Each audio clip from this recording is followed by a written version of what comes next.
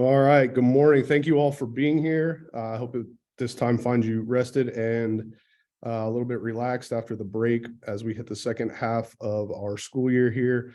Thank you guys all for being here. I know this week's kind of crazy. The timing actually, I think, worked out pretty well with the release of the anticipated special education profiles that is on our agenda a little bit today to discuss some updates there. But we will go ahead and get started. Just a couple of housekeeping things. The link to the session materials is in the chat box. Aaron will re-put it in there for those that just showed up, and we will get started. Cindy Eldridge, unfortunately, is not able to make it today, but this is a kind of collaborated event with our friends and partners at the ESC. So just keep that in mind. If there's any questions specific to Cindy that we can make sure to get them to her, or if you direct those directly to her email, that would be the best. Unfortunately, she is not able to be with us today. I'm going to turn it over to our director, Ugochi Okoye, to welcome everybody back with our SEL welcoming activity. Good morning. Thank you, Steve. I appreciate that. And welcome, everyone. Happy New Year. For those who we have not seen in person and or this year thus far. I hope, indeed, as he said, it finds you well rested. So thank you, Dr. Nelson. And so what we're going to do, Steve, if you can share the PowerPoint that I sent you. We're going to break off into groups. I'm looking at the size of the group. We have about almost 60 participants. So I'm thinking we'll keep them about 4 per group max for whoever's sharing out the groups. And so once he puts the PowerPoint on, I'll be able to reference what we're going to be talking about today. So starting first with this, so here are the directions for this. We're going to have our breakout groups. You'll be randomly assigned to a group. And while you're in that group, please allot each person at least a minute to talk. We're going to try to do this activity within 5 minutes, the group part. In there, here's the prompt. Discuss a highlight or something unexpected that happened during your winter break. So we're going to discuss a highlight or something unexpected. We know usually in schools when kids come back, that's usually the first question that is asked of them, like a writing prompt. So we'll do it for us as adults as well and give us a chance to communicate with each other. What's a highlight or something unexpected that happened during your winter break? So you'll have about 5 minutes in your break. And when the whole group returns back to the main room, we'll have a few people share out. If there's, something from your group that you said, oh, this was a really good one, we would love to share this. So I'll turn it over to those who are sending us off to the breakout rooms. And there is your prompt. I'll make sure we try to put it in the chat as well so that if anyone has a question about it or tries to remember what the prompt was, they will. Thank you.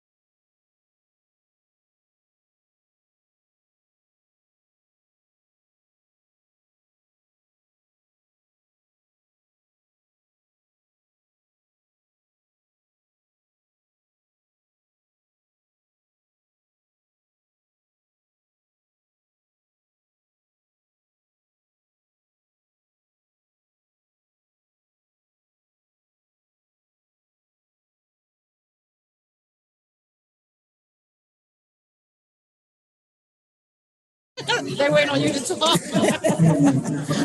This is hilarious. Okay.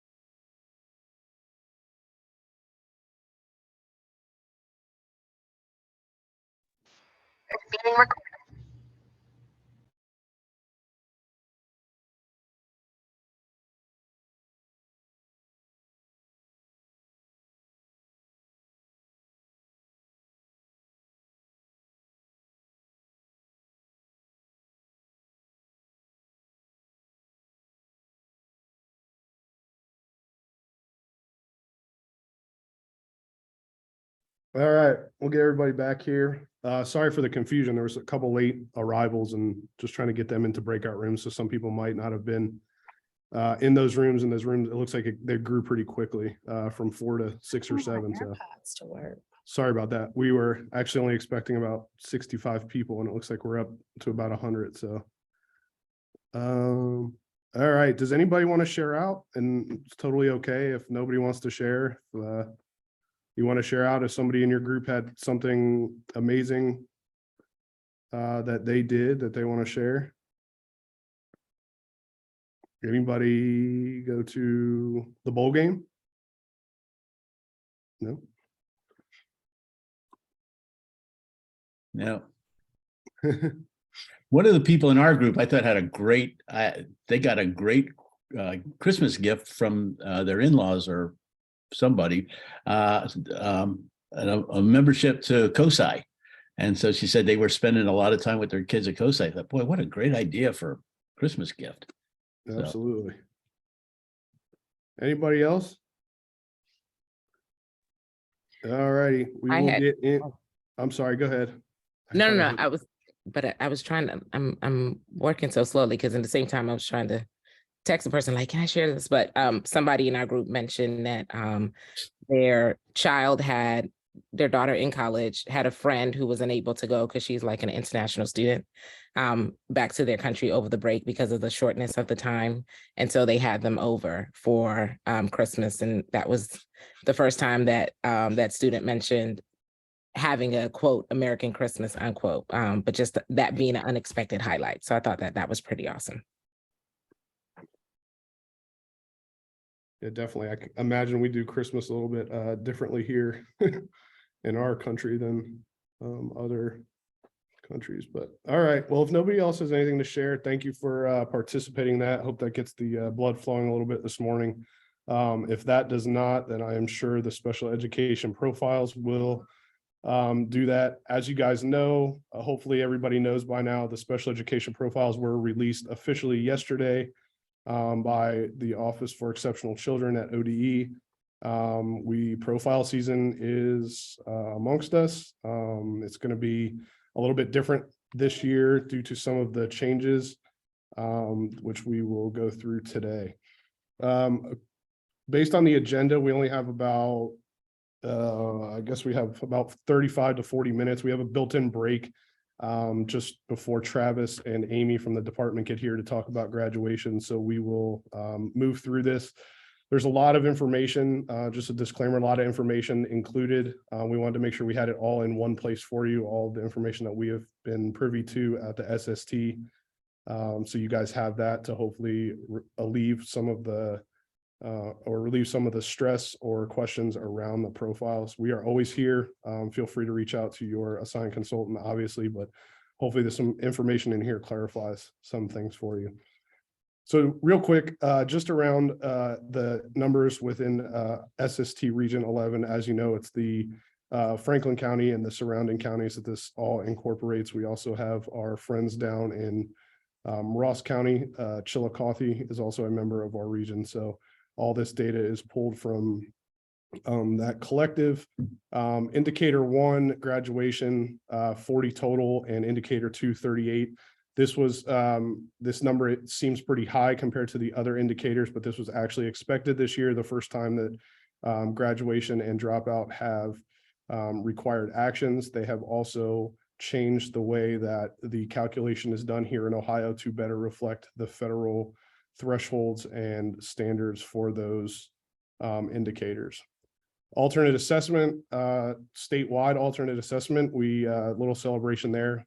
Thanks to the hard work in the districts, we are now below 1% in reading and math participation for alternate assessment. That is a huge accomplishment, I think, of this statewide.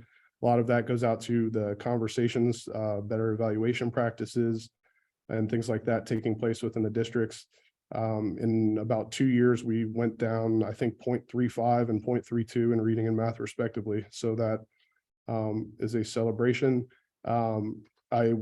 Just a disclaimer about that, I will say that the 2 districts that did have a red flag for alternate assessment are some of our districts that serve more specialized classrooms for students that would qualify as having that significant cognitive disability. So indicator 10, disproportionality, we had 5 total. That's a huge decline from last year. I think last year we had 11.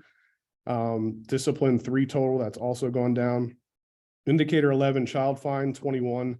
That's about right within our average over the last 3 to 5 years within our region.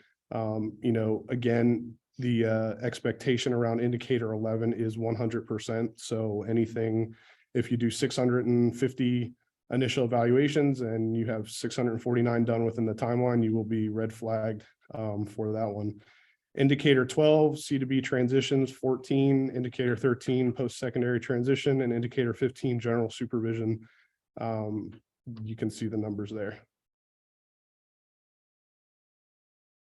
The indicators, as of last year, the department is releasing the special education indicators in a 2-phase rollout.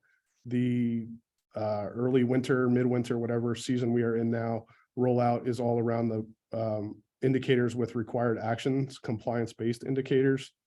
You can see the list there of what those are. There's also the second phase rollout coming in May, anticipated to be in May. That's going to have your more performance-based indicator included there. What's different this year? I'm only going to highlight a couple of these. The special ed profile is still being released in 2 phases, January and May. That's a little bit different as far as like what months they're being released, but again, it's 2 phase. Indicator 1 and 2 and graduation are now part of the early release, the phase 1 release, because they have required actions. Disproportionality data, they're looking at FTE. The update reflects FTE enrollment for all 3 years. And then the displays for indicator 4 disproportionality have been updated to show all available data. This is also, what they're doing with disproportionality is letting people know if their data is trending in the right or the wrong direction with that. So that way you can hopefully have those conversations and practice changes within the district to avoid being red flagged down the road. Disproportionality is you're now being required to submit records, which if you have opened up your profiles and were red flagged for having a required action, you will see step by step what records are going to be asked to submit. So if you hit for disproportionality, let's say in Black students that are intellectually disabled for identification, it will provide you a list of those students to submit those records to the Department of Education. Indicator 14 preschool outcome survey participation requirement will now be fulfilled by submitting the exiting student follow-up record to the education management system. This record requires all districts and community schools serving high school students. That got rid of how that is different is there are no longer cohorts for this. Everybody is being required to address this every year. Districts and community schools unable to demonstrate systemic improvement based on last year's profile must fulfill required actions. That is what that indicator 15 is, that general supervision indicator. If you have a red flag there, that means that you were unable to demonstrate systemic improvement from last year. Indicator 12, business rules were updated according to dates, and enrollment data for students with disability by category will be available with the phase 2 release in May.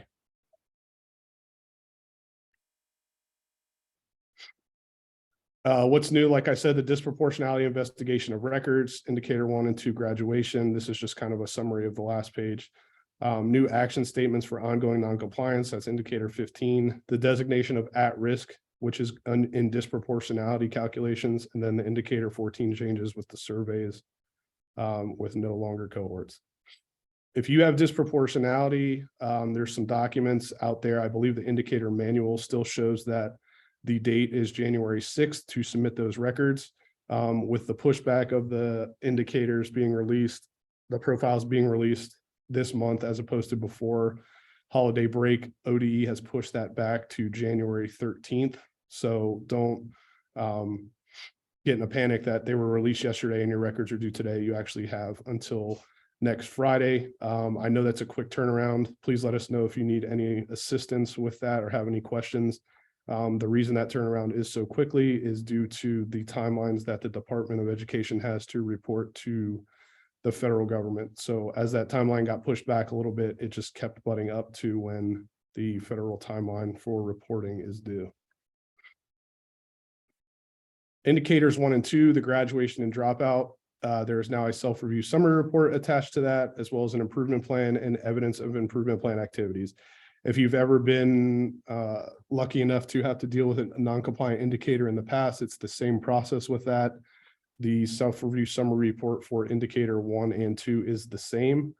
At the top of the summary report, you will see step-by-step directions if you are required to complete section A and B or both sections A and B. That is going to be kind of different with each district depending on the circumstances around the issue of non-compliance.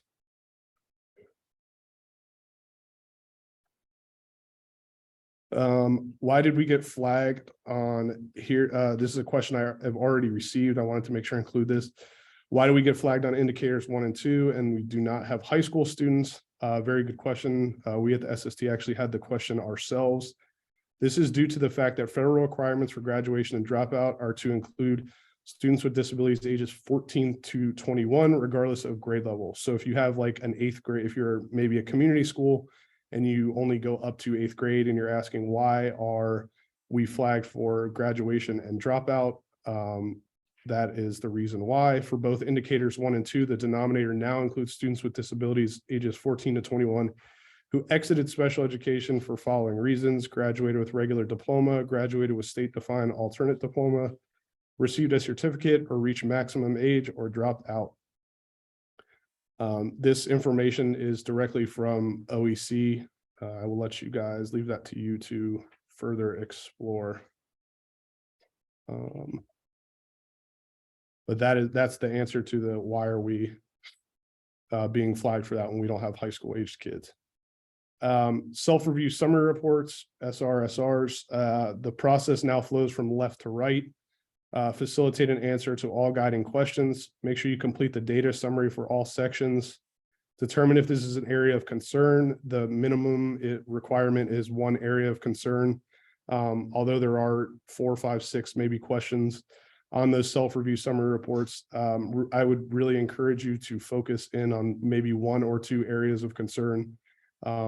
If you're a district, unfortunately, that had maybe 1 record that was out of, compliance with timelines, and that's not typically a trend in your district, I would be more inclined to think that's not a systemic issue.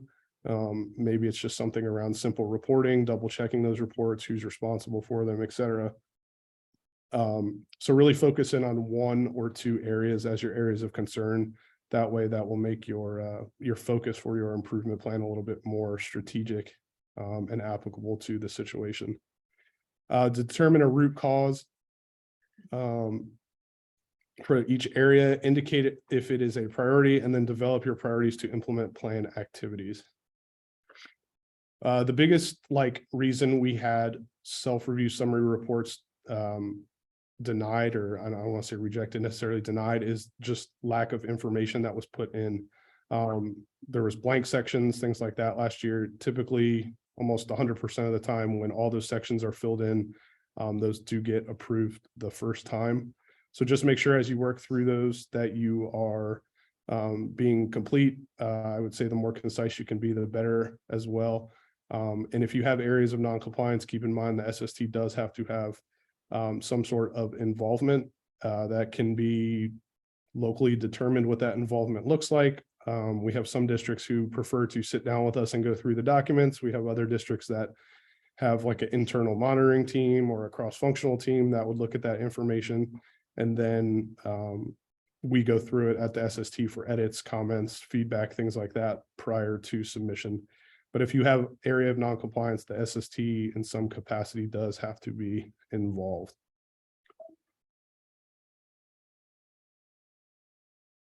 This is just a screenshot of what the new summary report looks like. Keep in mind as you go through the data gathering part, all parts of the questions need to be addressed in some capacity. If for some reason they don't, apply to your district, just put that in there that this question does not apply. This is why. If it's a graduation related question and it's asking about high school students and you're only a K-8 building, obviously submit that, specify that there. Your data summary, this is asking the districts to look internally at their data around those indicators. The profile does provide some good data, but if you have extra other data that's applicable to that, please include that there. And then your root cause, really getting down to why did this happen? Obviously, if it's a situation where something was reported incorrectly, why was it reported incorrectly? Obviously, human error is a reliable or is a reasonable, I don't want to say excuse, but reason for that happening. But really dig down more. So if only one person's looking at the data, then maybe build in systems to that we did not have oversight. There wasn't a second check. We don't have intermittent quarterly checks on EMIS data, whatever that may be. And then over here to the right, you're really, that is where you are listing your priorities. Updates to the improvement plans sections for redirection have been enhanced on the disproportionality improvement plan. So as you know, if you were flagged for disproportionality, there is a component to the improvement plan where redirection and some specific language around where IDEA funds will then be allocated to address these issues are to be included. The signature of the treasurer is now required for disproportionality improvement plans. Being that money is involved, the department felt like the treasurer should definitely have some knowledge and involvement in those conversations. So that is the intention there.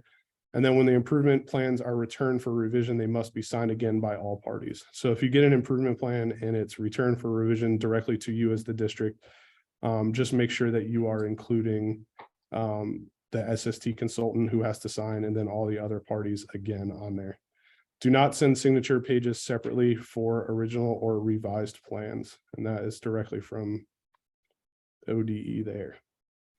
New action statements and expectations for ongoing noncompliance when a LEA is unable to demonstrate systemic improvement for the upcoming profile indicator 15 general supervision. That's what I alluded to earlier. If you are a district who was unable last year's profile season to demonstrate that systemic improvement, you will see an indicator 15 general supervision there. And that has to do with, that could be open complaints, that could be things in dispute resolution, or if your requirements for last year's profile were just simply not met.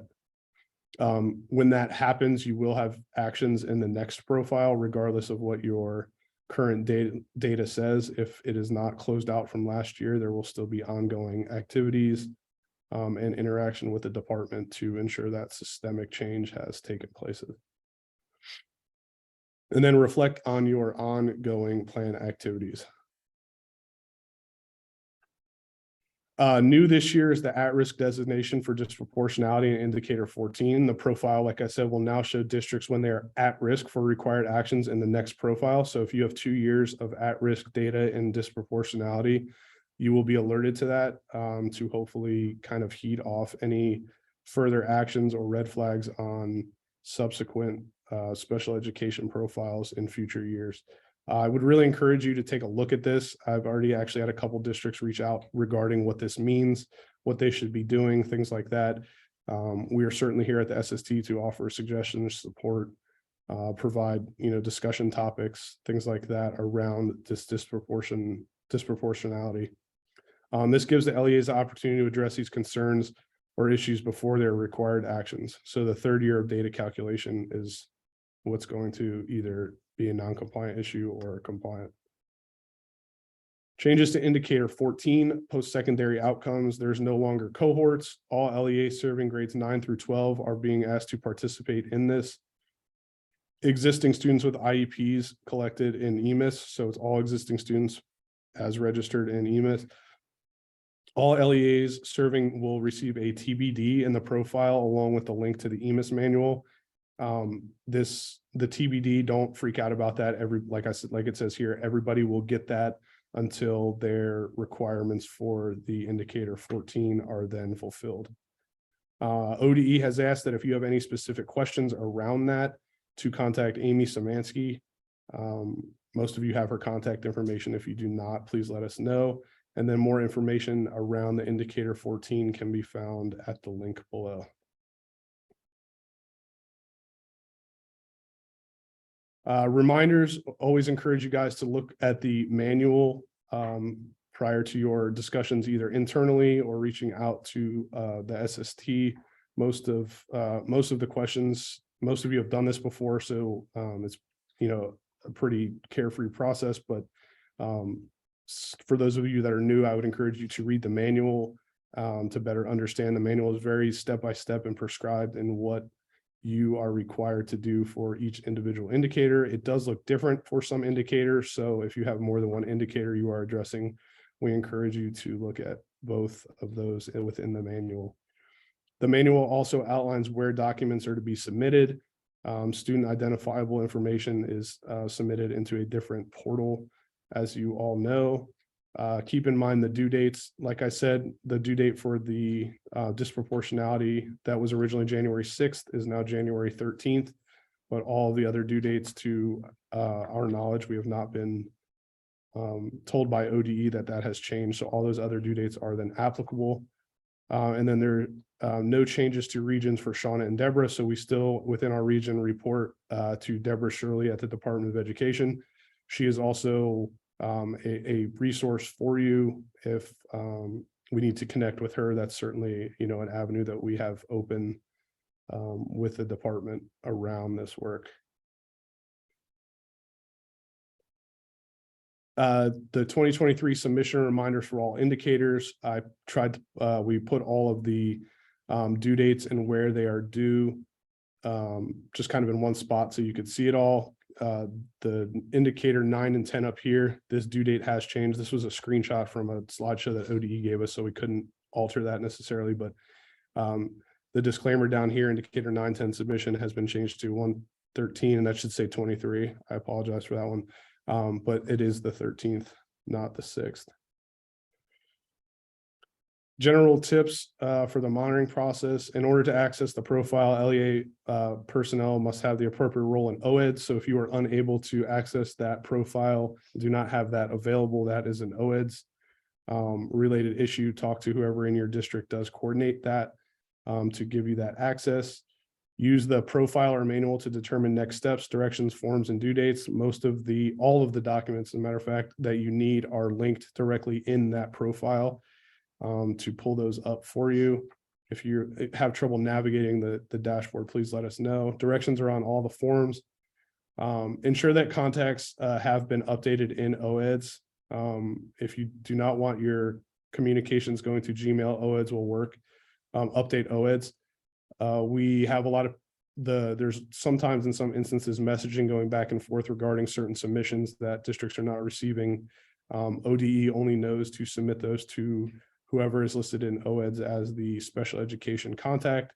So encourage you to check that, or if you're not getting correspondence and wondering what's going on, I would just encourage you to look into that. In some instances, there are data reporting errors. Indicator 11 is one of the most common, where a district is flagged for not meeting that timeline. District looks at their paperwork and says, oh my gosh, we entered the wrong date. We didn't enter a date at all, whatever it may be. Then you would go about submitting the data reporting error information, basically justifying that, yes, we had a data issue, but it wasn't that we actually didn't evaluate this person in time. Documents with a submit button. When clicking the submit button, an email will be sent, will be submitted that the document was sent to ODE. Complete the email and click send. This sent email is proof that the email was sent, so you will get a record keeping a notification about that, so you have that. And then proof of record submission to the document upload is the submission receipt.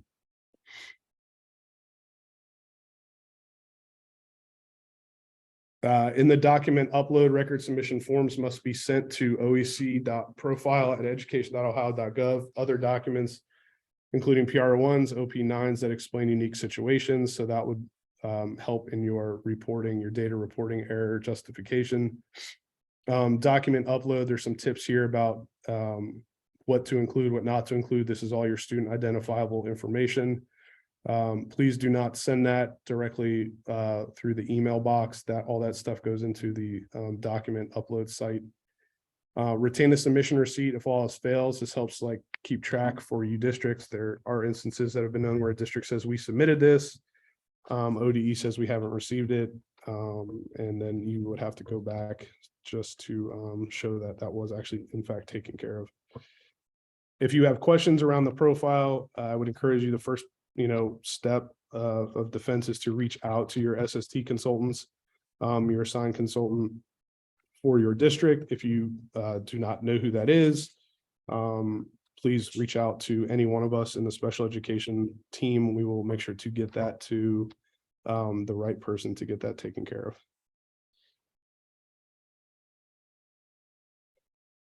of. Here's some more information on uploading student records. Do not upload those to the monitoring. system, personally identifiable information. It kind of, if you have questions, it defines that there. Only OEC can answer questions. You will see like a section when you submit that asks questions. There'll be either like a green button or a red button. Only OEC can answer those. So if you've submitted your documents and it's showing no, basically what that means is that OEC has not reviewed those yet. Don't get too worried about that stuff. That's just, you're able to see it on your end of the dashboard, but it's only controlled as to what the result is by ODE. When you have a submission, please shoot the OEC mailbox an email as well. That will help speed up your process, saying, you know, I'm so-and-so from this district. I want you to know I submitted our student record forms with the OP9s or whatever it may be. Communications, send messages outside of the monitoring system, and comments stay in the monitoring system. So those comments will still be there.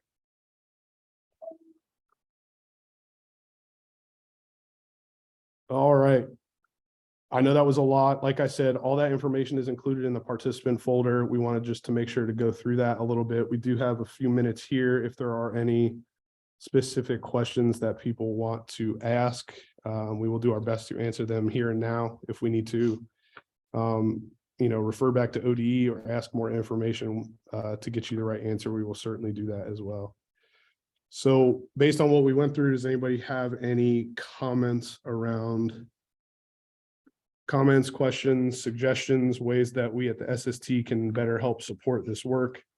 I will let you know we do have an internal meeting within our special education team here to discuss, look at all of our data regionally and discuss if we are going to be offering any like on-site here or Zoom technical assistance around certain indicators or what that's going to look like. As soon as we are able to determine that, we will push that out to the districts as quickly as possible.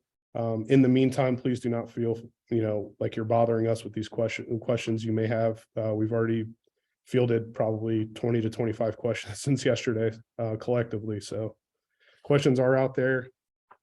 If there are any questions, you can put them in the chat or ask them. It looks like there's one. Is the data for students with disabilities and enrollment pulled at the end of the 2021 year or during? Gwen, that's a good question. It's pulled whenever the districts do their reporting. That data is then reported to ODE and pulled at that time, which is why they also send out that general issues report. So it's not all final. It's not final until it's final. I guess you have time throughout the year to look at that. Does anybody else have any?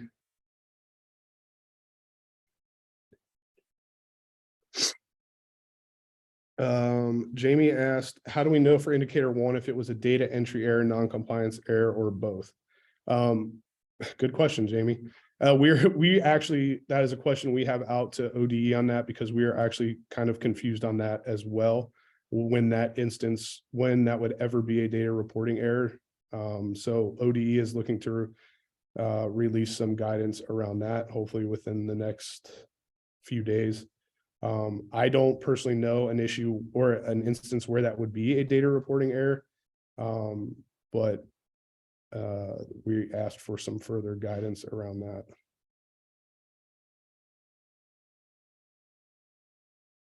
Anybody else have any questions? Does everybody knows how to get into the dashboard, right? We don't have to do that. Thumbs up, yeses, smiles, fist pumps, something. All right. Thanks, Ann. Any other questions?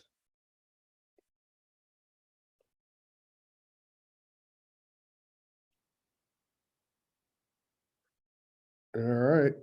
I will take that as a no. I'm not seeing anything more in the chat box.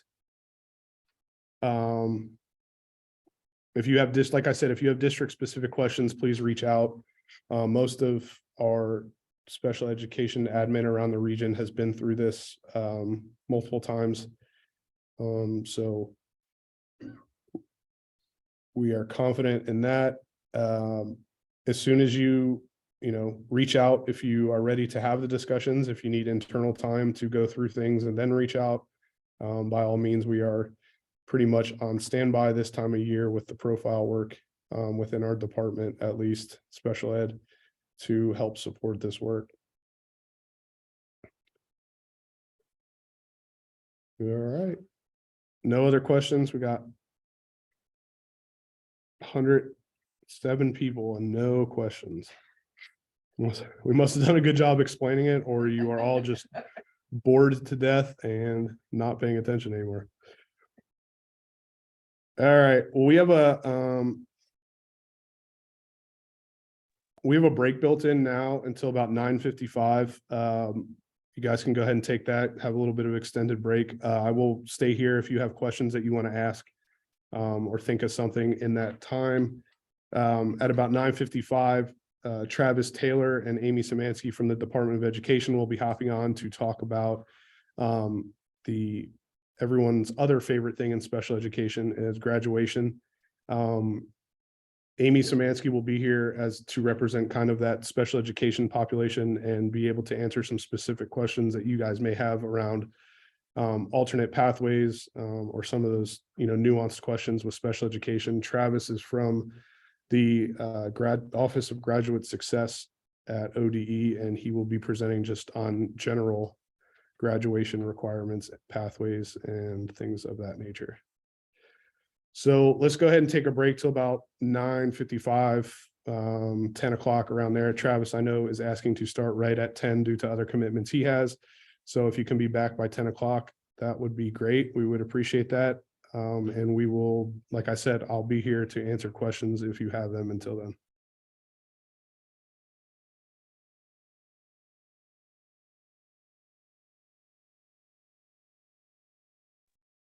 Steve, I do have a question. Yes, what's that? Indicator 12. Yep. What if,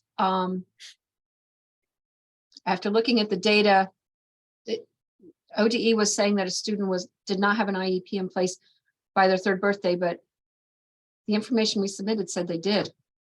And records, but the data actually said they did, but we were flagged for that specific student.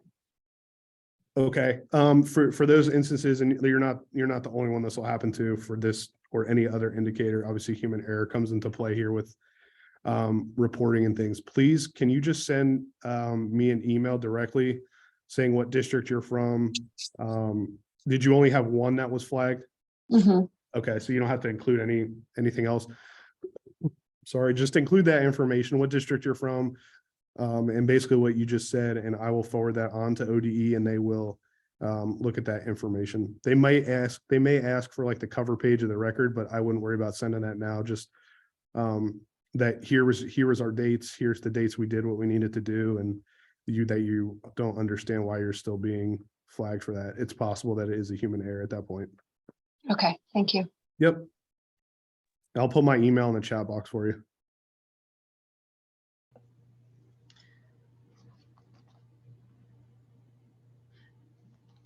Steve, I sent you an email earlier this morning. I'll probably want to get in touch with you at some point just about that, the indicator 1 as well. So. Okay, absolutely. Yeah. And indicator 1, the work around that, like I said, is new this year to everyone. So there's going to be a lot of questions, I think. I'm sure if you have questions, they are out there for other people as well, but we'll do our best. We'll set up a time we can talk and go through some of that stuff. Okay.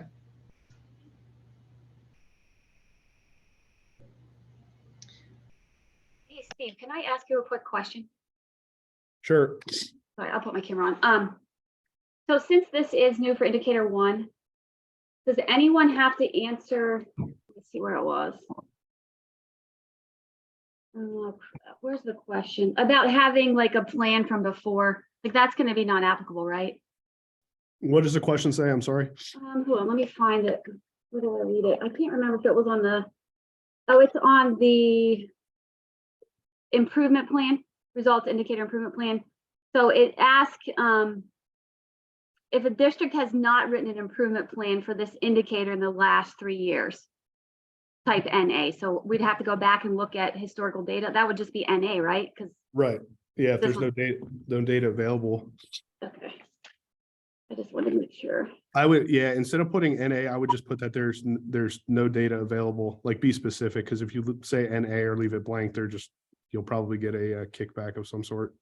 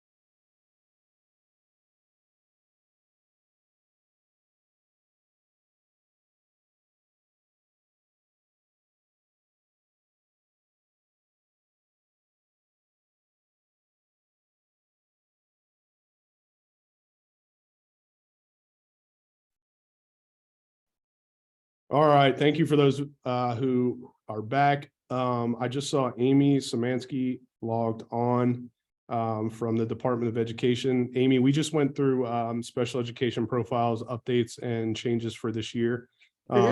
You are listed as our indicator 14 contact person. So I don't know, we have a couple minutes. I don't see Travis yet. Does anybody have any questions specific to indicator 14 while we have Amy here? Or Amy, I don't know if you have any like additional, we just went through the slide that was provided by ODE at the OEC SST meeting 2 weeks ago, or the week before break, around that being that there's no longer cohorts. Every district that has, 9 through 12 students is required now to do that. Kept it pretty basic around that. I don't know if you have any other insight or I am pulling up, I'm sure you already sent this out, Steve, but just the link to our webpage with information.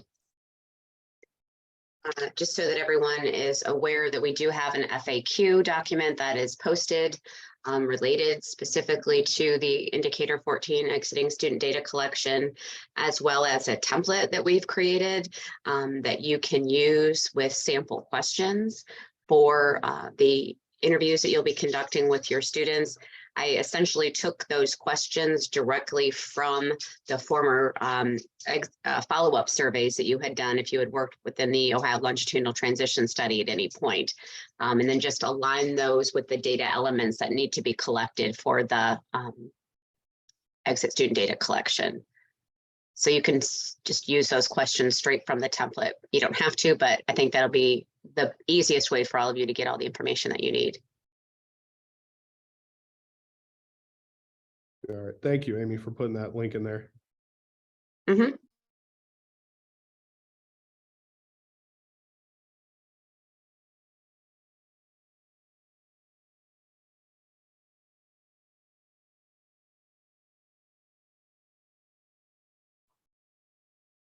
If anybody has any questions, well, I know Travis is coming from a meeting that he absolutely had to be at, so he'll be probably here right at about 10.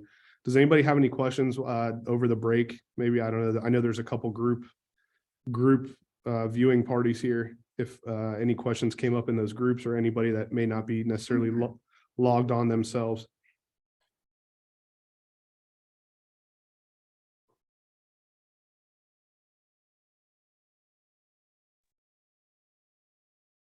And right on cue, it looks like Travis just signed on.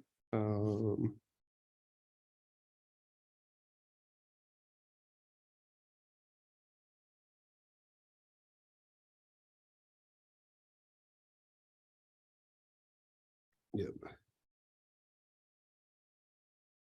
Hey, Travis, Good morning, Stephen. how are you? Good, yourself? Good, perfect timing. We just got done with our part on the special education profiles. They took a little break, asked some questions, and the floor is yours. We'd like to first and foremost thank you and Amy for being here, taking time. I know this is a crazy week, I'm sure, for everybody getting back into the swing of things, but we do have Travis from a graduate who is a graduate success administrator in the Office of Graduate Success at the Department of Education. And Amy Szymanski, who is a secondary transition and workforce development specialist at ODE. She works out of SST Region 1, but also I think probably has a little home at ODE that she reports to as well. So the floor is yours, Travis. You and Amy are both co-hosts. You do have like an hour built in, but we have some built-in time. If it goes over, that's totally fine. Don't worry about squeezing it all in. But the floor is yours and you should be able to share your screen. Very good. Thank you, Stephen. Thank you, everybody else, for joining us this morning. It looks like we have pretty good attendance this morning, which makes me excited. As Stephen alluded to, my name is Travis Taylor. I work at the Ohio Department of Education in the Office of Graduate Success, main role being around Ohio's graduation requirements. I work closely with some of you may be familiar with Graham Wood, who has done graduation requirements previously. He's still tied in to the work and is actually the interim director in the Office of Graduate Success. Currently, he's out for the next 2 months. He and his wife had their first baby boy last Thursday. So if you know Graham, just want to put that out there. Wonderful news for him. But in the meantime, I am filling in and helping out with graduation requirements. Going to be joined today by Amy. I'll flip it over to her in a second for her to introduce herself. But just a quick overview. We do have an hour time typical presentation, just to run through the slide deck. Is around 40 minutes with about 20 minutes built in the Q&A. Give and take about the questions that we have. Amy and I both like to be engaged throughout the presentation and make it as engaging and interactive as possible while presenting.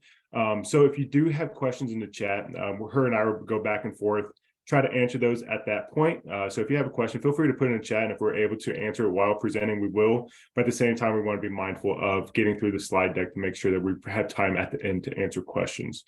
One of the things towards the end of the presentation as well is different ways you can get in touch with us if you have questions. Obviously, there's a lot of content to get into an hour. May not answer all the questions, or you may have a question that you want to follow up after the presentation. We'll be sure to share that information with you of how you can reach out to us with any questions you have, if you want to schedule a one-on-one conversation post today's meeting. But with that, I'll flip it over to Amy, then we'll begin sharing the presentation. All right, well, good morning, everyone. Again, and Steve did a great job of introducing me, so I won't take up too much time with that, but just excited to be here. And as Travis said, please drop your questions in the chat and we will kind of tag team the discussion as well as the chat box. And I'll hand it back over to Travis to get started. Very good. Right. Everybody, I got to do the traditional. Everybody see the screen okay? Want to make sure. All right, very good. I know that's pretty standard, but just want to make sure that I don't get ahead of time and nobody can see the screen. Today, quick overview of the presentation. We'll start off talking about graduation plans, what they look like, the requirements of them, how they can be beneficial to students and also to schools. For those. Main portion of today's presentation will be around the new graduation requirements for the class of 2023. What those look like, the course requirements, competency, and readiness. How this will go, I'll walk through each slide deck or each slide, and Amy will kind of chime in at different portions and provide her expertise and her thoughts on certain things as well. So we'll walk through credits, competency, then finish up with the seal requirements and seal options for each one. Then, as I alluded to at the beginning of the presentation, we will wrap up with contact information and resources, then have time for Q&A at the end of the presentation. Again, if you have questions you want to put in a chat, put those in there. If you would like, no guarantee that we'll see them and be able to respond to them while presenting, but it wouldn't hurt to put those in there as well. So with that, I will flip it over to graduation planning. So I'm sure you all know, students are now required in the state of Ohio to have a graduation plan. All districts must have this in place, and students when they enter the ninth grade, it is required for the students to have a graduation plan, then have that plan reviewed annually through their ninth grade or when they graduate. Once a year, the student in the school should walk through the graduation plan with a caregiver, parent, guardian, whoever that individual may be for that student. The caring adult should be invited to those meetings to walk through that student's graduation plan. These should be a mutual conversation to walk through what that student's high school experience should look like. Obviously, what they're going into their ninth grade and how they finish up their senior year will look different, but it's good to start communicating of what that student should expect, which path, which courses, and what options are available for that student to graduate. It's also a good kind of check gate to make sure that that student is on track to graduate. If that student's a little bit off, it's a good time to kind of review what options that student may have if they're at risk of not graduating on time. That's where it ties into the alternative options to demonstrate competency and other options that student has depending upon where they're at in their high school experience and different assistance that they may need to meet graduation requirements. We put this kind of a new slide for us. We've kind of categorized this into 4 different areas for the new graduation plans. It helps. Obviously, we all know there's a lot with these new graduation requirements. It's exciting that students have a vast options of what meets their skill set and interest to meet graduation, but there is a lot of information that's tied into the new graduation plan. So for the school, for the student, for the parent, it's a good time to kind of organize. Here's the different options students have. They can walk through it. It's a time to kind of just level set and see where students are at and what ties into the graduation requirements for each individual student. It's nice because these are individual conversations. What one pathway for one student may be doesn't need to be what the pathway for the next student will be. So it's very much individualized and makes that student's high school experience unique to them. Pathways through graduation. One of the big things with the new graduation requirements and department is not only thinking the students towards graduation being the finish line, but what are those students doing post-graduation? The last thing, we do not want our students to be receiving their diploma and not have the next stepping stone for what they're at. There needs to be, we want a stepping stone for what that student's pathway is through graduation, that their education, their experience does not stop at graduation, but they have plans and have a skill set post-graduation for whatever pathway that they choose to take. As I alluded to on the previous slide, it helps identify students that aren't on track to graduate. There's already kind of placeholders for students to see if they're on track to graduate, or schools to notice if the student is a little bit off track. But it's a new way for students to use that and schools to use that to make sure that if the student's not on track, that there's discussions being had of what is the best available route for that student to get back on track to meet graduation. Last box, this is one that we'll forget over time, but we're excited to see as students begin to graduate under these new requirements and have the graduation plans, what the data is telling us. What pathways are students taking? What are the most beneficial for students? If students aren't meeting competency by the 684, what are the alternative additional competency pathways that students are utilizing, then benefiting from post high school? Also, what seals are students earning? Is there ones that students are more ready to use and kind of earn throughout high school, opposed to other seals? So that data is going to tell us a lot about these new requirements, the pathways students are taking, which students are taking which certain pathways. So that's one that we're really looking forward to as cohorts begin to graduate under these graduation requirements, as students begin to use these graduation plans for numerous years, of what that data is telling us about graduation requirements and also students' pathways. Won't spend too much time on this. This is a brief screenshot of the graduation plan that is on our website. What this is we're not going to go in depth about the different where these students are at, which pathways they're taking. But the main thing that we want to take from this page is that There's 3 students on this page, and all 3 had a different pathway towards graduation. One met graduation by seals, competency, and credits. Another one had to use additional competency pathway of industry credentials, and one joined the military. Just want to highlight there that each pathway a student takes can be different, and most likely will be different. It should be individualized to what their skill set is, what their need is, and what their interests are. Just want to make sure that we're discussing that each pathway is unique to each student, and that after 4 years of high school or beyond 4 years of high school, depending upon the student, that it's okay that each one has a different interest and different pathway there. So I see Amy unmuted, so I'm going to let her kind of chime in here. Sure. So, the question that I typically receive is, do students who have an IEP also need to have a graduation plan in place? And the question is yes. We know our students with disabilities are general education students first, and this is a general education initiative and opportunity. It does allow all of our students to have access to the discussions around all of the different types of graduation requirements that we're going to be talking about, or access to the different pathways through graduation and beyond. We do have legislation that states that a student may use their IEP plan, their IEP in lieu of the graduation plan if the academic goals are substantively similar to that of a graduation plan.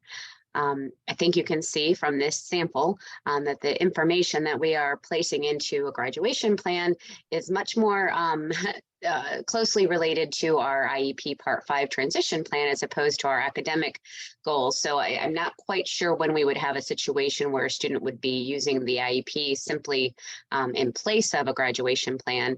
Of course, what we would be looking for is the alignment. Right. So when we talk about the post-high school goals that you see here on this screen, we would want to see that the goal in IEP Part 5 would be comparable, the same as the goal that you're seeing here on the graduation plan. It's a simple cut and paste. The supports that are needed would be obviously pulled from the IEP as well. And again, the key here is that this is an opportunity to look at all the different components of our graduation requirements and allow everyone to kind of weigh in on what those options are for the students. So the intervention specialists don't have to be, the keeper of all things graduation related for students with disabilities. And similarly, our, school counselors don't have to be the keeper of all things graduation related for students with disabilities, in terms of the graduation requirements. So we really want to see that collective and collaborative work to create a graduation plan. Also wanted to mention that we are going to be building out progress towards graduation reports in the Ohio District Data Exchange in our ODEX. Right now, it's typically used to kind of help districts recognize when a student moves from one building or one district to the next, and allows for the transfer of data on those students. However, within the next several months, you'll be able to, you can talk to your EMIS folks about how you might get access to that, but there will be actual mechanisms for you to determine which students are on track to meet their graduation requirements, what areas they are completing, what they're not completing. Very similar to what you may be seeing already done in your district, but this should hopefully provide a little bit of streamline because it's coming straight from the EMIS data that you're reporting. So stay tuned. We'll keep you posted on that, but just also wanted to mention that. Travis, back to you. Yeah, appreciate it, Amy. Last thing to touch on with graduation plans. There is a template on our website, information on our website around graduation plans. That is only an example. School districts are able to create their own graduation plan that fits their needs and of their school. So you can use our grad plan if you're still working to create one or looking at them on our website, but there's no requirements that for you to use it. School districts are able to create their own graduation plan that fits their needs. Next, we're going to go into the 3 areas of the new long-term graduation requirements. I'm sure that this isn't new information for a lot of you on the call. Some of this may be things that you've heard in the past. Thank you for putting that in there, Steve. But you'll see 3 boxes and 3 pictures on the picture here. You'll see the course requirements, demonstration competency, and demonstration readiness. Call out the plus signs between 3 boxes because students must meet all 3 areas. Previous requirements, there are multiple options. Students had the option to use, and they only had to meet one of those. Under this new requirement, students must meet credits, competency, and readiness. We're going to walk through each one, what they look like, options students have for graduation. The first one, credits. Not going to spend a ton of time in this area just because this is the one that's pretty much the same as previous graduation requirements. The state requirement of 20 credits did not change. The credit requirement for each core subject has stayed the same. So this box and this credit requirements probably looks very similar to what you've seen in the past and you've used. There is the requirement that if a school district requires their students to meet beyond the 20 credit minimum threshold by the state, that student needs to meet that school's requirement. So if your school district requires 22 credits, that school district or that student needs to meet that 22 credit requirement from your local school district. There's a couple highlights at the bottom of the box of economic and financial literacy and 2 semesters of fine arts. The one thing I'm going to call out here and bring it up on the next page is the new requirement started with this year's freshmen, so cohort 2026, to earn a half credit in financial literacy. You'll see some guidance on the page. There's a guidance document on our website regarding financial literacy and some FAQ information of who can teach those courses starting in 2026. But the current seniors through sophomores, they're still held to that receive instruction in financial literacy and economics requirement, the one that's been there in previous. For the class of 2026 and beyond, students are required to receive a half credit in financial literacy. That half credit can sit in math, but it can't be the math credits that are on the screen here. So Algebra 1, Geometry, Advanced Computer Science, or Algebra 2. That half credit cannot sit in those courses. Not going to spend a ton of time on this, but there is more information in financial literacy on who can teach the course, what this looks like, and kind of a breakdown of that. So Amy, you're muted. Travis, I just wanted to jump in and mention I did add to the chat a link to a just newly posted webpage related to how the different graduation requirement components relate to students who are using an IEP, students with disabilities.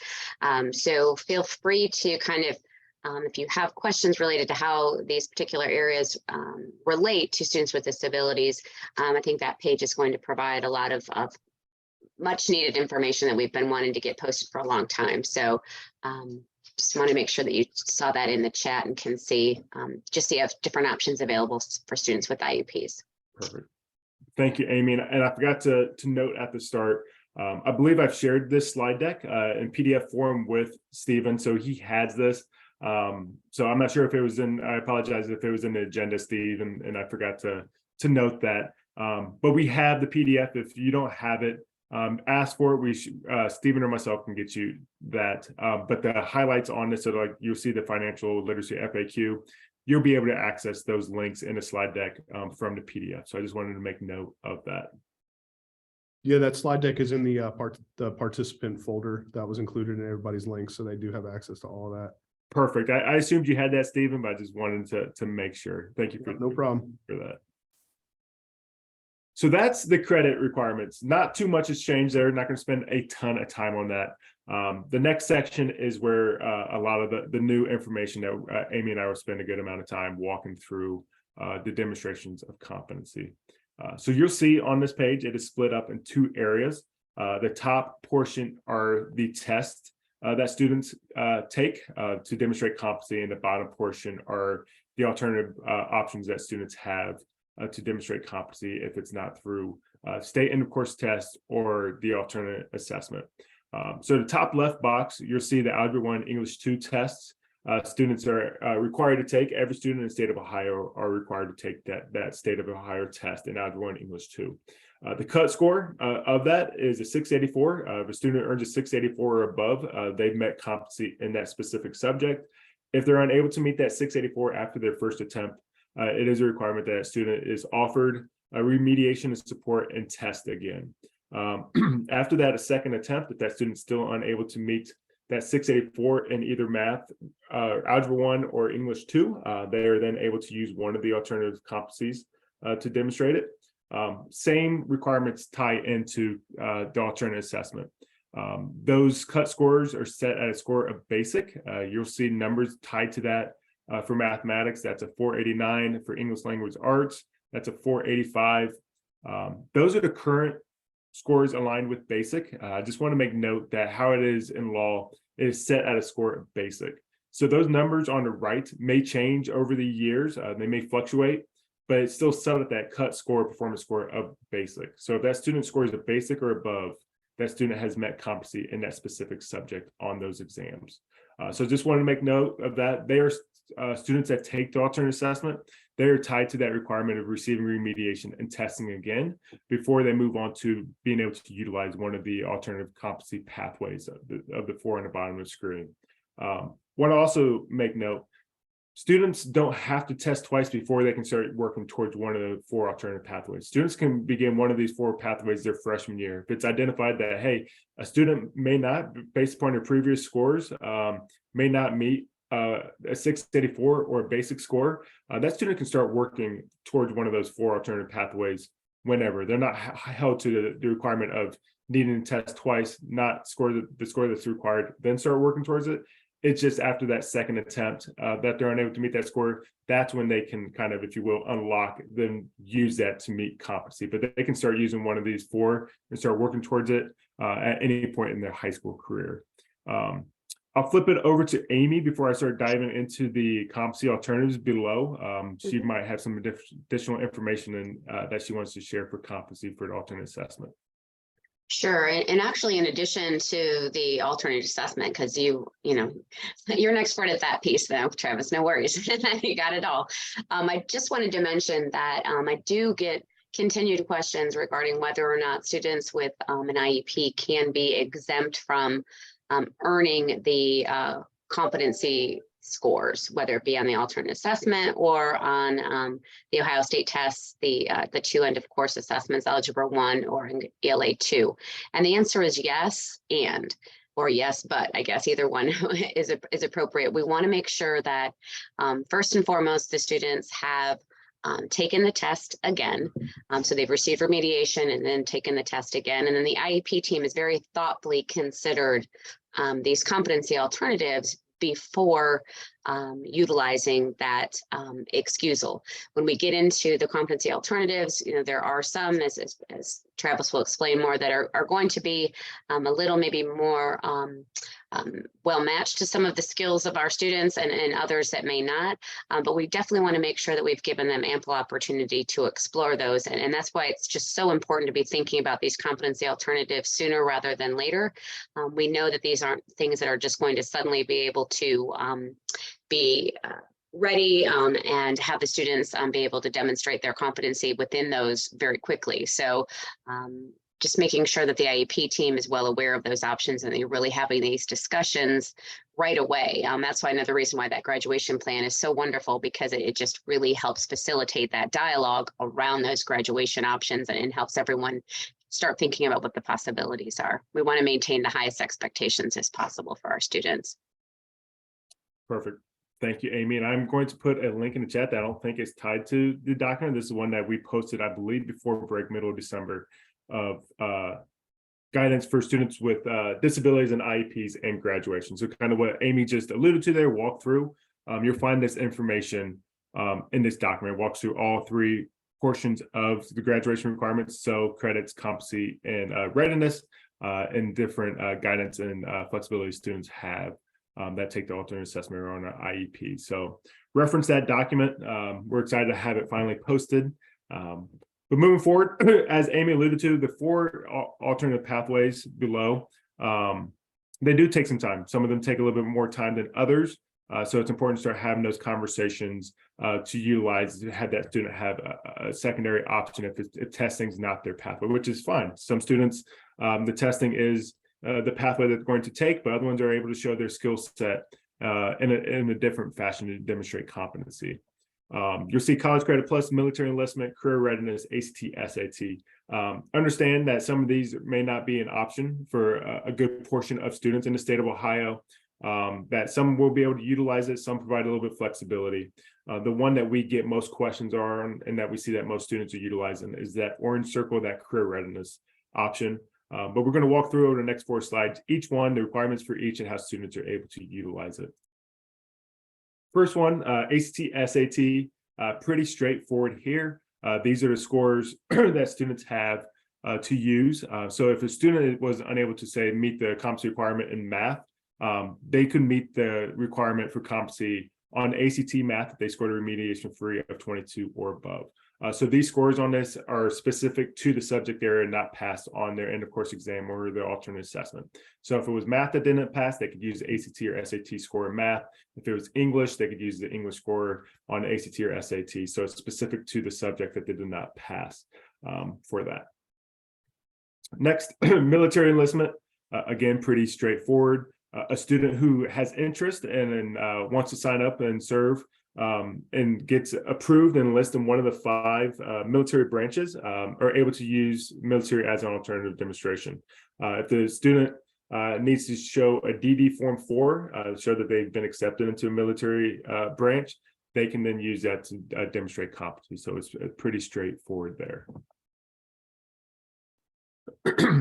Next one, College Credit Plus. The option of this, like the College Ready option, ACT or SAT, it is specific to the subject area or areas not passed to demonstrate competency. So if it was math or English, the student would be able to use a College Credit Plus course there. So it's just the completion of courses, not a certain grade tied to that. If a student completes a non-remedial math course, they would meet that math option for competency. There are new eligibility standards below. You'll see that a student can get into College Credit Plus with a 3.0 GPA in high school or a 2.75 3.0 GPA in A or B in relevant coursework determined there. So more information there on our website. Again, small percentage of students that are going to utilize this, but there is new options and new requirements for students to enroll into College Credit Plus. Last one that we're going to talk about that I alluded to, this is the one where most of the sets that students will utilize to meet an alternative pathway to demonstrate competency. So you see 2 boxes here. You have foundational or supporting. They are split up because students are required to meet 2 of the options listed on the screen. One of them must come from the left box, the foundational option. So there are 7 total options between the 2 boxes. One of them must be one of the 4 options on the left and foundational. You'll see probably familiar things that you've seen in the past. You had the web exam score. This is a cumulative score across 3 or more web exams in a single career pathway. So depending upon how many exams that student takes is dependent upon the amount. So if the student takes 3, it would be a cumulative score across those 3. If the student takes 5 web exams, there would be a cumulative score across those 5. So they have to take the amount of tests that are in that pathway to use that. Earn 12 points of approved industry credential or a group of credentials of one single career pathway. Pretty straightforward. Students have to earn 12 points and they all have to come from one single career pathway. They can bundle a group of credentials together to meet that 12-point requirement, but it has to come from the same career pathway to meet that requirement. State issued license and practice of vocation is the next one, and the student completes a pre-apprenticeship or apprenticeship program. Those apprenticeship programs must be registered with the Higher Apprenticeship Council. On the right, 250 hours of work-based learning, earn the workforce readiness score on work keys. That score is currently set at a 14. There is some internal discussion that to change that score and lower it a little bit. If that is set, we'll be sure as a department to communicate that out to what that new required score is. But moving forward right now, that score is set at a 14 for students who use the work key score. The last one is earn the Hire Me Job Readiness Seal. Students who earn that would earn this one of the supporting demonstrations. I want to take a moment here. You'll see the 2 seals at the bottom right. One thing that we want to make sure that students in schools understand is if you're using one of the alternative competency pathways, specifically this career readiness one, and this is where grad planning comes in place too to kind of map this out. A student who earns an industry credential and a Hire Me Job Readiness Seal has met the requirements here for career readiness. They've also met the requirements for the seal requirement of 2 seals. So in a sense, you're killing 2 birds with 1 stone. If a student is identified that, hey, I'm going to use a career readiness pathway, There's a couple industry credentials that I'm interested in, an industry credential I'm interested in earning, and they earn that for their foundational option, and they're working on hiring me job readiness seal while doing so. They've met the career readiness option, and they're also able to apply that to meeting 2 of the seals. Both of them are state-defined seals, so they met that state-defined seal option. So it's a great way for students who are going through this pathway to utilize that to meet both competency and readiness pathways there. So I just wanted to make note of that. Also, if you look military enlistment, student who uses that for a competency pathway will earn a military enlistment seal as well. So there's other additional pathways through competency that students can meet competency and earn seals while doing so. So with that, I will flip it over to Amy. I know she has a couple of things that she wants to touch on. Sure. So thanks, Travis. First, I just want to mention again that these are competency alternatives that we want you to consider. They may not be applicable to all of our students. We recognize that, and so again, we've got our alternate assessment options. If the IEP team does determine an excusal is needed, that is still, as I mentioned before, an option. And if that excusal is put into place, there's not a requirement then to meet any of these competency alternatives. I know that I've gotten some questions of, well, if we excuse, do we still have to do an alternative? And the answer to that is no. But looking more deeply at this particular career readiness competency alternative, there has been an immense amount of work, really great work across the state to identify ways in which students who have more significant needs are able to consider some of these alternatives, and not just students with significant needs. A lot of students who, as Travis said, maybe that whole testing component is not necessarily their strength, particularly in that second bullet under the foundational demonstrations. When we're thinking about the industry recognized credentials, there are many cross-cutting credentials that would be applicable to a variety of career fields that we have identified that can be utilized in that work towards accumulating the 12 points. Our career technical planning consultants in your region, David Bruce, I'm sure many of you, if not all of you, are aware of the work that David does. He and his colleagues across the state have been compiling lists of these credentials. They're also looking at credentials that have options for accommodations within the assessments. I know that's kind of a commonly misunderstood area too, in terms of what kinds of accommodations are available within some of these industry recognized credential assessments. The work-based learning component, we know lots of our students are participating in work-based learning, not only in the school setting, but also with other agencies such as Opportunities for Ohioans with Disabilities, the County Board of Developmental Disabilities, the Comprehensive Case Management Employment Program through Department of Job and Family Services. So if students are working along with other agencies, we can certainly look at how a work-based learning agreement can be established and utilized so that those hours can count towards this supporting demonstration. I'll talk a little bit more about the readiness seal and some of the the ways that we can really consider all students for that seal. But keep in mind that seal is also a very viable option for many of our students as well. So if you have questions, reach out to your SSTs, reach out to me, reach out to Travis. We can definitely help kind of brainstorm ideas for you and put you in touch with people who have tried things and have been successful, so that we can continue to build out opportunities over time. We're learning and we're getting better each day, and thinking of ways to assist our students in these areas. Thank you, Amy. Last portion of the new graduation requirements is the readiness. I also want to take a moment here. Had a question that was sent to me regarding the requirement for peace officers and engagement with that. I'm going to put a link for that in the chat. If you've seen that, if you want to learn a little bit more, there's guidance on our website. I'm going to put the link for that. If you have questions, it's not an area where I'm the expert in at all. You'll find our colleagues, Justin and Linda's contact information at the bottom of that guidance document there. And they'll be able to help you answer any questions you have and provide a little guidance and assistance there. So I just wanted to appreciate Becky sending me a question on that to pull that out and make note of that. And you should receive the guidance document in the chat. So thank you. Again, last portion here is seals. Pretty straightforward. They're probably the most notable thing with the new graduation requirements. There are 12 total diploma seals. 9 of those are state-defined seals. 3 of them are local defined seals.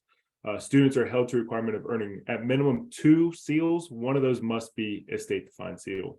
Students can earn as many seals as they choose. Just the requirement there is at minimum 2 seals, 1 of those being a state-defined seal. They can earn all 3 local defined seals as long as they apply that with 1 state-defined seal. They are good. The last requirement, the last box there that we get a lot of questions about is the requirement for each seal a student earns must be attached to the diploma and noted on the transcript. That's pretty much the guidance that comes in revised code. There is flexibility there. We get a lot of questions of what does attached mean? What does noted on transcript mean? A lot of this comes down to a local decision, how your district decides to attach those seals. I've heard school districts using vendors. Most of the diploma vendors have access to the seals that they can put it on the diploma. Understand that there may not be, depending upon the amount of seals a student earns, there may not be room for that. Also heard about putting on the back of a diploma or putting on a sheet and attaching it to a diploma. Whatever is the best practice, but those seals must be on that diploma some way. Lastly, they also must be noted on the transcript in some fashion as well. So that's each seal a student earns. So it's not just 2 seals. Once a student meets that requirement, the student earns 6 seals. Those seals that a student earns must be on that diploma and noted on the transcript as well. So we're going to walk through each seal. You'll see the images on the page. Here are the 9 state-defined seals. Some of these look familiar. We've already briefly discussed military enlistment, hire means jobs, college ready, and the industry credential. So you'll see that there's some tie-in there between competency and readiness there. First one, military enlistment. We've already talked about one of the options. Students who enlist in the military and get accepted and fill out the DD Form 4, they've enlisted in the military. They've earned a seal. Another option here, though, is students who participate in a JROTC program. So students in high school who are in the JROTC program would earn the military enlistment seal. Now, one note here, that would not meet the military enlistment competency option. So participation in JROTC does not meet the requirement of a student enlisting in the military. To meet that competency option, that student does have to enlist in the military. But a student who participates in the JROTC program will earn the seal for readiness. Also on the link there on our website, there's an interactive JROTC map throughout the state of Ohio that will show the branch of military where it's located throughout the state and their contact information. So if you have students who are interested in learning more about the JROTC program, highly recommend checking out that page on our website, seeing what branches are near where you're located, getting their contact information to get that student a little bit more information there. Next one, industry credential. We've already talked about some of these options. Students had to earn this. 12 points industry credential in a area must be, again, either 12 points or one single credential or a bundle of credentials that equal 12 points, but it must come from the same career field to meet that requirement. Also, same as one of the foundational options, a student obtaining a state issued license for practice of vocation will meet that requirement for the industry credential. There's a list of what those state issued licenses are that are approved by the state. On our website, go to industry credentials. You'll be able to filter through there, not only see the different credentials students have, what career fields, but there's also information on what those state issued licenses are for a student to earn. Hire means job readiness seal. Alluded to this. This is one of those supporting demonstrations sits there, but it's also a seal. Students must demonstrate proficient levels across 15 identified skill sets. So you'll see that there's a couple other areas here. Students must work at minimum 3 mentors across 2 out of 3 environments. So the 3 environments are community, work, and school. Students must have at minimum 3 mentors that come from those 3 environments. It doesn't have to be each environment, but at least 2 of those 3 environments must have a mentor. So a student can have 2 community mentors and one work mentor, and that would meet that requirement. But students display these 15 professional skill sets across those environments, and those mentors validate that that student has showed proficient levels of each one of those skill sets. There's a rubric on our website that shows examples of what a proficient level would be for those professional skill sets, what examples would be for that. And there's also the validation form on our website that student would use to validate, have their mentor sign off on and submit that they have shown proficient levels to earn the higher means job readiness seal. This is a great seal for students. There's not testing tied to it. So if you have a student who's engaged in different settings, in the community, within work or school, in different sets, and they have either coaches, teachers, bosses that can validate that student's doing this. This is a great opportunity not only for the student to use while in high school if they're engaged in those areas, but also provides that students valuable skills post high school. That student's walking out with not only a skill set in work and school and community environments that is good for that student to get that experience, but as we all know, having mentors, having adults, having people to vouch for you, it is important to get those students connected to different adults, positive adults, as they're leaving high school and whatever pathway that student can utilize, having those mentors to help them get off to the foot and throughout their career post high school. So just wanted to kind of highlight this one being a very valuable seal here for students to earn the different benefits it can have for students. Great, thanks, Travis. I'm going to jump in a minute. I know you were pausing for me to do so. I get many questions about this seal, as I'm sure you can imagine, and probably have questions yourself. First and foremost, this is a great opportunity for us to engage our agency partners with students who have an IEP, who are participating in other programs. We have been working very closely, again, with Opportunities for Ohioans with Disabilities and Department of Developmental Disabilities teams to be aware of the rubric, the documentation that is needed to sign off, so to speak, of seeing demonstration of these professional skills, a job coach, a provider, a OOD counselor. If they feel that they have seen that skill demonstrated, they are viable candidates to serve as a mentor, and understand that they can do that. It's been so to speak granted that they can do so through their agency administration. So please continue to think about how you can work with them in obtaining those mentor signatures. Another big question I have is how do we actually consider proficiency in some of these skills for some of our students who have more significant needs? And the response that we have to that is, think about your students in relation to their context. What does promptness, what does mastery or proficiency in promptness mean to them? They can use supports. When we think about the definition of competitive integrated employment, that is supported work. We know that there are some students who will need supports, whether it be augmented communication devices, job coaches, or other types of assistive technology for their entire lives. That doesn't mean that they can't demonstrate proficiency. It means that they're demonstrating those with assistance.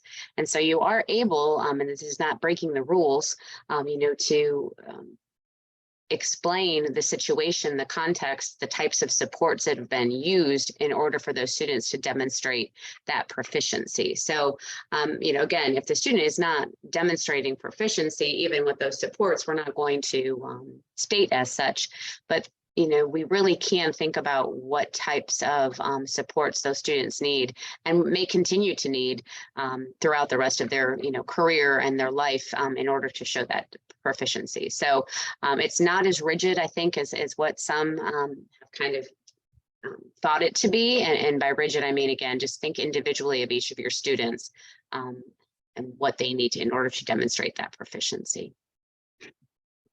Thank you, Amy. Mm-hmm. Moving forward, I know we're already at the 40-minute mark. I know Stephen alluded to that we'd have some time afterwards, but we want to kind of hold it to the hour as much as possible, provide time for Q&A at the end if needed. College ready seal, pretty straightforward here. Students need to meet remediation free score on ACT and SAT in either or in both English language arts and math. So if they're using the ACT pathway, it's both English and math, SAT, both English and math. Student who meets that will earn a college ready seal. Technology seals, some of these are now moving forward to be new ones that's not as tied into competency. Students who earn a 2 or higher, an AP or IB test, we're doing the technology seal in the technology course. Students can use College Credit Plus, a score of a B or higher in a course of technology for College Credit Plus, or completing a course that meets the guidelines set by the Department of Education. There is on our website, we have a technology seal page. It provides detailed information of what the requirements are for a technology course. And the guideline for that is a student who completes the technology course that meets the requirements by the department. There's not a set score or test tied to that, as just a student who completes that course and gets approval from that would meet the technology seal. Citizenship, you'll see this screen set up a little bit different. We want to just call out, there's 2 different columns for students who earn the citizenship seal. You'll see the American history column, American government column. Students must earn 1 of the 4 options American history and 1 of the 4 options American government to earn the citizenship seal. Those options don't have to be the same for the others. So an example would be a student who earns a proficient level on a high state test in American history can parlay that and meet it with American government option of B or higher in the American government course. So it doesn't have to be the same option across both of them. They can use any one of the 4 for each one, but the requirement there is a student who earns American history, 1 of the American history options, and 1 of the American government options will earn a citizenship seal. Students who take the alternate assessment of students with cognitive disabilities, they had the option to score a basic or higher to earn the citizenship seal. So students who take that test, earn a basic or higher there, would earn the citizenship seal there. They're also able to use the other options above, and either the B or higher in college credit, or excuse me, B or higher on American government course, American history course, or the option of College Credit Plus 2 if they take those. But a student who takes the alternate assessment can use a basic or higher there. Same with the science seal, very similar to setup and get in regards of testing and courses options to earn this biology score on end of courses exam of proficient or higher, the student would earn a science seal. Course grade or B or higher is an option here. Please note the advanced science course. It is not a biology course, it is an advanced science course. Students must earn a B or higher to earn the science seal. Get a lot of questions on what is technically advanced science course. Typically, it's 11th grade coursework that builds upon previous science courses. So if it's advanced science coursework that is locally determined, there's some flexibility there depending upon what options your districts offer students, but it builds upon previous science courses that the student took earlier in their high school career. A little bit more information on what advanced science course is, if you have questions on that, can be found under science seal page. But it typically, again, 11th, 12th coursework that builds upon previous science courses. The option to use AP or IB option is there too. 2 or higher will meet that requirement. And again, B or higher in College Credit Plus course. Students who take the alternate assessment are able to earn the science seal as well by scoring a basic or higher on that assessment. Seal of biliteracy. This one is set up very similar to the citizenship seal. You'll see again the 2 columns.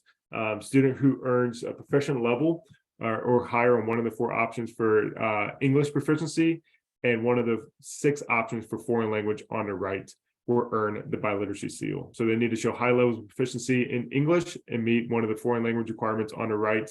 Pair those together, and they will have earned a biliteracy seal requirement. Last state-defined seal is the honors diploma seal. You'll see 6 honors diplomas listed on the screen. It's pretty straightforward. A student who earned any one of the 6 honors diplomas will earn the honors diploma seal. Students are only able to earn 1 honors diploma. They're not able to earn multiple honors diploma, but a student who earned any one of the 6 will earn the honors diploma seal for graduation.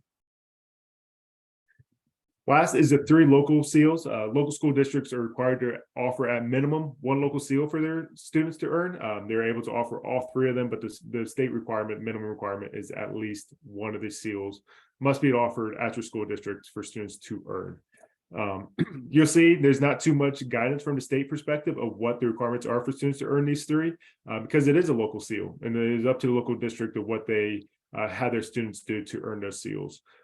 You'll see the community service, student engagement, fine performing arts. These are great options if students are engaged in things outside of the classroom, for them to use that towards graduation, gets them involved in the community, extracurricular activities, and the arts. So valuable for students to have this, especially moving forward post high school and whatever avenue that they look to meet and use in a career field of interest. And it gets them outside and meeting graduation requirements beyond the classroom. And Travis, I just want to jump in real quickly. I've gotten a couple questions in the chat, and I also want to just mention the locally defined sales and their importance also. When the locally defined sales are being developed or have been developed, make sure that you are considering all of your students, each of your students in these options, so that keeping in mind, you have students who are attending perhaps County Board of Developmental Disabilities schools, or they may be at a joint vocational school, they may be elsewhere, not even necessarily within your own district, but if you are the district of residence, whatever seals you have determined are your locally defined seals apply to those students as well. So you just want to make sure that, we're providing equitable access to whatever seals are locally defined, and that students and families and educators are all well aware of those options and the criteria needed to meet those. I've talked to many families, and they have students who have more significant needs, and they're not aware of what the locally defined seal is, et cetera, and don't realize that is very possibly an option for many of their children, particularly community service. We've found has been one that many students of all levels of cognitive ability have been able to demonstrate. So just wanted to plug that in. And then one other piece, I'm getting a lot of questions about the excusals, and Travis, I promise I'll wrap this up quickly, but I just want to make sure that it's really clear. So when you look at the link that Travis and I dropped in the chat related to students with disabilities, when you see under each of those particular areas related to graduation requirements, there's a little paragraph that talks about the IEP team decisions related to the content requirements and the competency requirements. If a student with an IEP uses their IEP goals to meet the content requirements, if a student with an IEP participates in the alternate assessment, or if a student with an IEP is excused from earning those required competency scores after remediation and retake, they have not followed what is federally defined as a typical pathway to graduation. So federally, we cannot count them as a state as having earned a regular diploma for indicator 1 on the state performance plan annual performance report. This has been a long time kind of friction point where we have IDEA that allows our students with disabilities to stay in school till they're 22, at least in Ohio, until their 22nd birthday. We have Ohio revised code that allows for options for students with disabilities and IEPs to meet graduation requirements. But if those are not related to what is a standard typical diploma for typical peers, it cannot be counted. So we are also eventually going to see that federal defined definition coming out in your local report cards. We're not there yet, but that definition of a regular diploma comes from ESSA. It does not come from IDEA. So just kind of keeping that in mind, we will always ask districts to do what is right for our students. And in Ohio, we will always say that we will do what is right for our students. Unfortunately, that's the manner in which we have to do the reporting, which also does lead us to the discussion around how important it is to consider all options for all students with the highest expectations, so that we can do what we can to make sure that they meet those regular diploma requirements. Let's see, I'm just going to try to read real quickly. And correct, students cannot be excused from earning seals. There is not an excusal in revised code for that component. So all students must earn the 2 seals. And then Karen, to your question, why is there a competency score under the impression that the alternate scores met competency requirements. So the idea that there's an alternate assessment is not meeting the definition for a regular diploma. You can be competent within the alternate assessment, but the alternate assessment in and of itself cannot be counted towards a regular diploma. I think I've answered all the questions. Thanks, Travis. Sorry about that. Not a problem. Thank you, Amy. Real quick, just touch on based on student transfers. Every student who transfers into the state of Ohio at minimum must take Algebra 1, English 2, and any other test for which they take a course in the state of Ohio. So if a student transfers in, they must take Algebra 1, English 2. If they take an American government course, they must also take the American government end of course exam. Students who transfer in during their senior year are only held to needing to test an Algebra 1, English 2 once before using one of the alternative demonstrations of competency.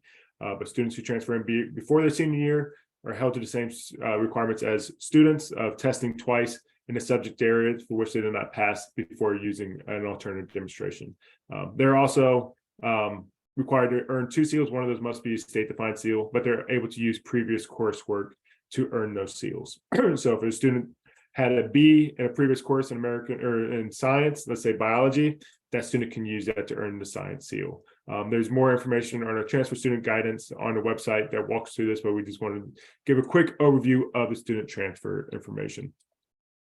Lastly, here's the different platforms and communications that we have regarding graduation requirements. The first one, we do offer open office hours bi-weekly. These are times that we have where you can log on. If you have a question, you can ask us. We'll provide guidance and answers, or you can just come in and listen to different questions that individuals and peers throughout the state have. It's a great time to kind of just brainstorm with peers throughout the state. What kind of things are they running into? What are they doing to support their students? So we offer them on Fridays from 9:30 to 10, or on Wednesdays from 3:30 to 4:30. It is bi-weekly. Our next one is January 11th on a Wednesday from 3:30 to 4:30, and then the next one will be 2 weeks after that on whatever Friday that would be. I don't know off the top of my head, probably like the 25th or something would be the Friday session. So if you're interested in that, use a QR code, sign up. Once you fill out the forms link, we will send you a calendar invitation for the remainder of the open office hours for the rest of the year. Graduation inbox, please, if you have questions post today's presentation, please reach out to the grad inbox there. I monitor that, so if you reach out to that, you will reach out to me. You won't be getting somebody else from the department. Happy to answer any questions. If you want to schedule a call to discuss things that way, happy to do it that way. But if you have questions today or anytime in the future, please reach out to the grad inbox. Also, we've updated this fall our webpage that provides guidance around graduation information. It's broken down into each 3 sections. So you have credits, competency, and readiness, and each of the seals have their own page that you can utilize that way and kind of get a little bit of information if you want questions from the science seal, citizenship seal, so on and so forth. So check that out if you haven't yet. One last thing that's not on this page that I want to quickly plug is we've been working with a marketing firm in the state, or from Columbus, to help provide us a little bit more graduation material that focuses and kind of directs its information for students and families. A lot of the information that we currently have is viewed towards administrators, but Unlock Your Future is the website.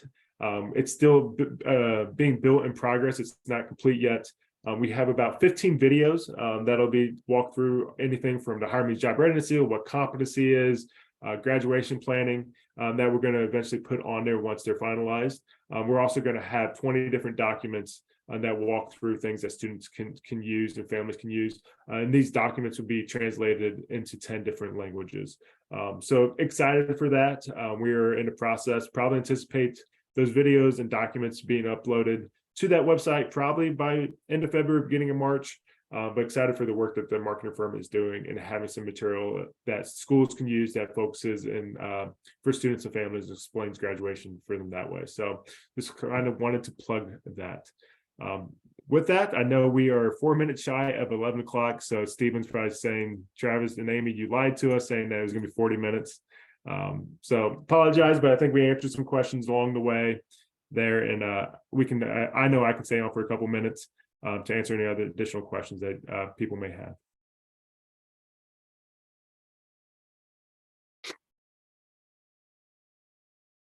All right, thank you, Travis and Amy. If anybody has questions that come up, please either put them in the chat box and we can get them to Travis and Amy and respond that way, or I encourage you to reach out directly to the graduation inbox.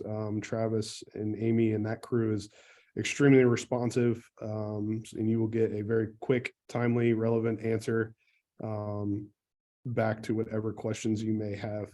I would love to thank Travis and Amy for their time today.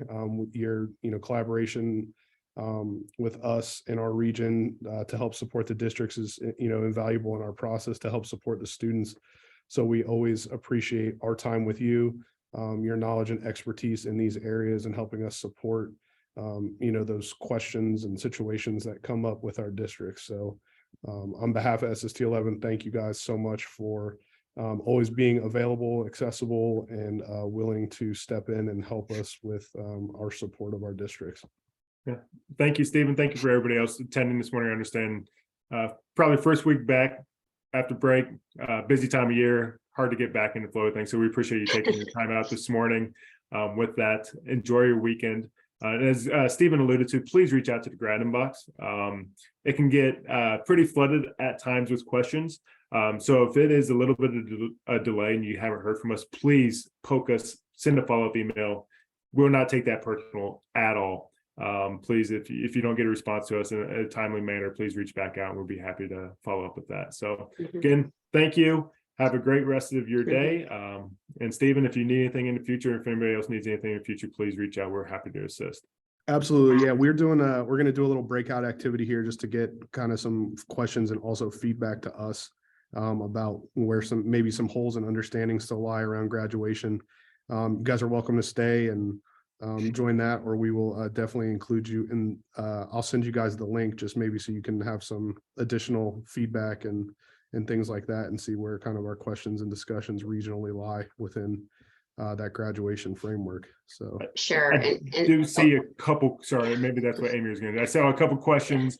Amy, I'll take Tina's if you want to follow up with Patricia's real quick. Yeah, I just wanted to say, we don't have specific examples based on disability category. What I can say again is that we're looking at each individual student and are happy to, if you want to do some brainstorming around any specific students, there's so many unique opportunities that are available. So I would say, considering all of the different options that we discussed, I'm happy to kind of break down a couple students. Travis and I have been doing a lot of individual kinds of discussions around students with unique needs. So happy to talk more if you want to set up some additional time. And yeah, go ahead if you want to take Tina's. Yeah, so Tina's question is if a student went beyond their graduation timeframe cohort. So students' graduation requirements are set when they enter the 9th grade. So a student who was in cohort 2022, when they entered the 9th grade, they had the option to use the 18-point pathway for graduation. They also had the option to use the 2023 and beyond option for graduation. So that student is still able to use that 18-point pathway to meet graduation requirements, even though they went beyond their cohort 2022 graduation date. So Tina, if that student's using the 18-point pathway to graduation or those options that were with the 2022 and before graduation, they can use that to meet. But if they are using 2023 and beyond graduation requirements, they would be held to the requirement to earn 2 seals. So if they're using 2022 requirements, would not have to earn 2 seals, but if they're using the 2023 and beyond, they would be held to that requirement of earning seals.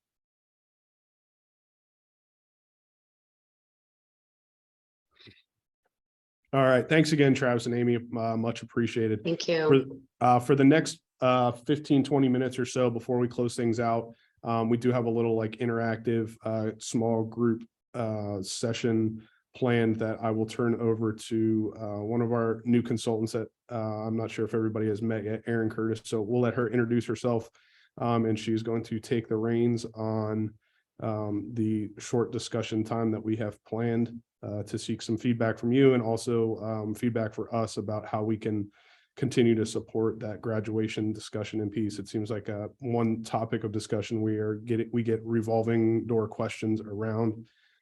So we still know there's things out there, but we also know there's districts doing some amazing things for students around graduation. And we also want to capture and highlight that and give you guys an opportunity to collaborate and learn from one another. So I'll turn it over to Erin, and while she's introducing herself, I'll do the breakout rooms and we'll get moving on that. Thanks, Steve. I am Erin Curtis. I am new to the SST this year, working with several of our districts. Main focus is on special education, transition, early childhood as well. As Steve said, we're going to break out into a quick little breakout rooms from our last feedback with the last COSI meeting. People had requested time to interact with each other. That's kind of hard to do virtually. So we thought maybe if we did a breakout session, what we did is we created a Jamboard with 5 questions. You can flip through the different slides of the Jamboard to answer the question. On the Jamboard, if you're not familiar with it, on the left-hand side, there's a couple of options for you. The easiest one is a little sticky note, which is just below the arrow. If you click that, you can then type in your response. Do take time when you're in your breakout room, introduce yourself to the other people in the room. It's a good way to build your contact list, get to know who else has similar positions as you do. And then that way you guys can just kind of speak freely, answering the questions and giving ideas as well. Steve went ahead and put that Jamboard into the chat, it looks like, so you can go ahead and click on that. And we will see you back in about, I'd say probably 15 minutes or so.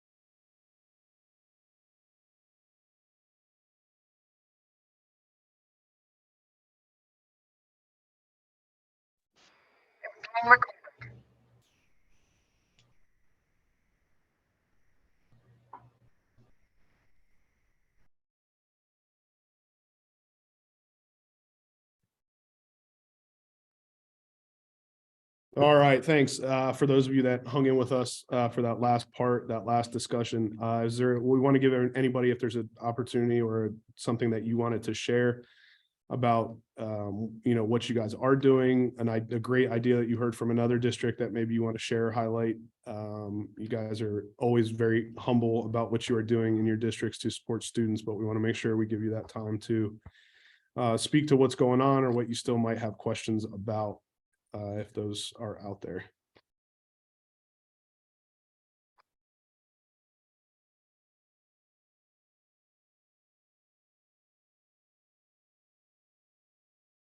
All right, I will not be that presenter that calls people out, although there are a couple people that look like they want to share but haven't. But I know it's end of a busy week. I know this week always wears me down. Even when I remember being in a school, this week was always like twice as long as every other week, and even this week was 4 days. So I know everybody has responsibilities and things to get back to. We thank you for being here. Thank you for the support that you provide, the special education population of students, and all students each and every day in your districts. We look forward to continuing working with you in collaboration to support the work. If you have questions, please reach out to Erin, myself, Greg Matthews, Kim Legault, also special ed coordinators. We collaborate quite often. So if we need to pass things to other people, that's no big deal. Just feel free to reach out to any of us. And we look forward to working with you on the special education profiles and getting through that work together. Other than that, if nobody has any other questions, thank you again. We will see you for our last installment of COSIs, which is scheduled for March 17th. We want to also throw out there that this will be an in-person event. So the sooner you can register, please do so. We're excited to have everybody back and have that networking piece. We will also be doing that in collaboration with the ESC and Cindy Eldridge's team there. The sooner you can register, the better off, for planning purposes for us, as how many people will be in attendance. But we look forward to that, in-person time and that networking that I know you guys value as well. Hope that you guys have a good start to the second half of your school year, and we look forward to talking with you and seeing you all soon.